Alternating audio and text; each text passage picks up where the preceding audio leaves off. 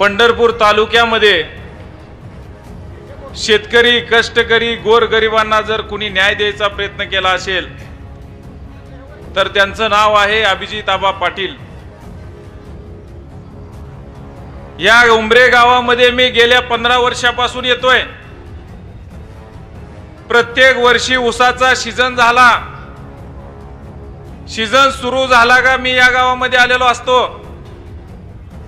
आणि इथल्या मस्के सर, सगळ्या पार्टीतले सगळे पुढारी, सगळे ट्रॅक्टर मालक मला चांगलं ओळखतात, कारण आमची ओळख निर्माण झाली भांडणातून। यांनी ऊस तोडायचा, ट्रॅक्टर भरायचा, रस्त्यावर आणायचा आणि आम्ही शेतकरी संघटनेनं ऊसाचा दर जाहीर झाला नाही, ऊस कारखान्याला घालवू नका म्हणून ऊसतोडी बंद करायच्या।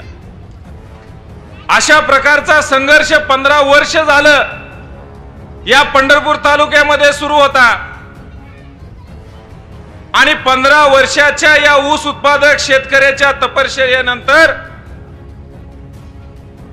आपली शेतकऱ्याची दया पांडुरंगाला आली म्हणून आपल्या विचाराचा एक कारखान्याचा चेअरमन निर्माण केला आणि ज्यांनी राज्यामध्ये उच्चांकी दर देण्याची यशस्वी परंपरा पार पाडली ते आपल्या अभिजित आबा पाटील यांना येत्या 20 तारखेला तुतारी वाजवणारा माणूस या चिन्हासमोरील बटन दाबून प्रचंड मताने आपल्याला विजय करायचा आहे आणि ज्यांनी शेतकऱ्याकडे माघारी वळून बघितलं त्यांना आपल्याला खांद्यावर घेऊन या महाराष्ट्राला दाखवून द्यायचं आहे।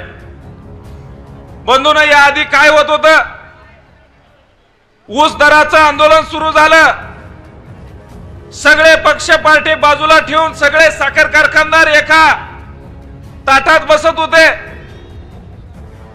कुणीही 2000च्या पुढे दर जाहीर करायचा नाही असं ठरवत होते आणि या साखर कारखानदाराची अभद्र युती तोडण्यासाठी, बंद पडलेला शेतकऱ्याचा राजवाडा सुरू करण्यासाठी अभिजित आबा पाटील या तरुणाने या पंढरपूर तालुक्यामध्ये एक आवाज दिला आणि गावागावातील शेतकरी तरुणांनी विठ्ठल कारखान्याची धुरा आबांच्या हातात दिली। बंधूंनो, आज 3रा सीझन आहे। जे जे आबांनी बोलून दाखवलं तो प्रत्येक शब्द पाळलेला आहे। या ठिकाणी पहिल्या वर्षी 2500चा दर जाहीर केला, शेतकऱ्याचा ऊस वजन करून घेण्याचं अभिवचन दिलं।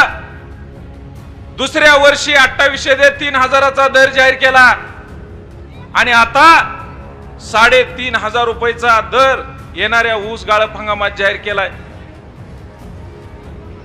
मग एक अभिजित आबा चांगल्या प्रकारे काम करत असताना बंद पडलेला साखर कारखाना सुरू करतायत, शेतकऱ्याला चांगला दर देतायत, ऊसाचं वजन करून घेतायत, कामगाराच्या बंद पडलेल्या चुली पेटवतायत। मग एवढं काम चांगलं करणाऱ्या माणसाची या सोलापूर जिल्ह्यातल्या नेत्यांना काय अडचण झाली असेल? आज तुम्ही निवडणुकीतलं चित्र बघा, सगळे पुढारी एका बाजूला चाललेत आणि सगळी सर्वसामान्य शेतकरी, कष्टकरी माणसं एका बाजूला आहेत।